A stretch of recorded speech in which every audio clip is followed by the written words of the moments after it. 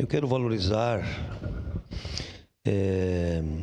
o Antônio Feldman, que esteve aqui na audiência pública, secretário, na época, adjunto do Planejamento, o Adivando Rec, procurador, que trouxe esclarecimentos, o Giovanni Fontana, adjunto do Urbanismo, meu colega, meu amigo Sandro Fantinel, Caleb Garbim, a Sandra Moneto, a Andressa Marques e também o Edson da Rosa. Então, o projeto de lei 46/2025, ele é o resultado de pouca fiscalização. Eu não estou culpando o governo Adiló. E também falta de responsabilidade dos loteadores. E vejam, nós estamos regularizando núcleos em áreas rurais. E não são poucos. São 95. E aí o Fantinel me sopra aqui, mas que tem mais. E a legislação federal, ela diz que tem que ser feita a regularização, que não tem outra saída. E aí o João Ues, diretor do SAMAI, leva água. E aí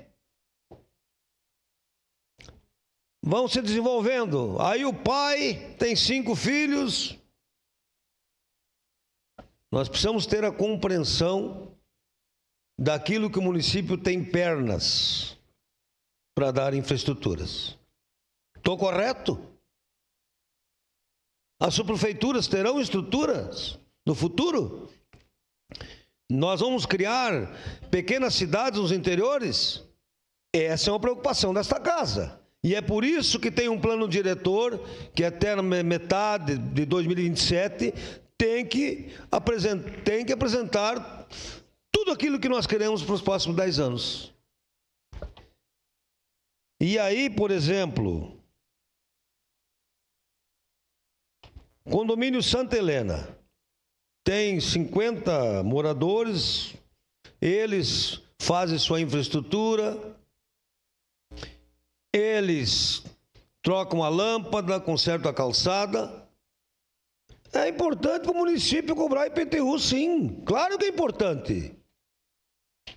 É importante, sim, vai entrar arrecadação. Mas a minha preocupação, presidente, com esses núcleos, é que nós tenhamos uma expansão. Então, precisamos que o Executivo regularize. Bom, tem 95. 11 já tem processo encaminhado para regularizar.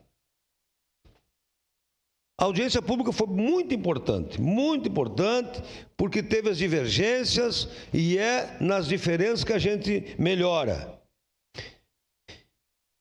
Condomínio Santa Helena, por exemplo, é bem importante que cada um que cuida do seu terreno, que deve ser 1 hectare por aí, mais ou menos, que ele pague IPTU. É de extrema importância para o município. Mas, senhor presidente, então quero dizer que o município está tendo essa preocupação, esse olhar de regularizar.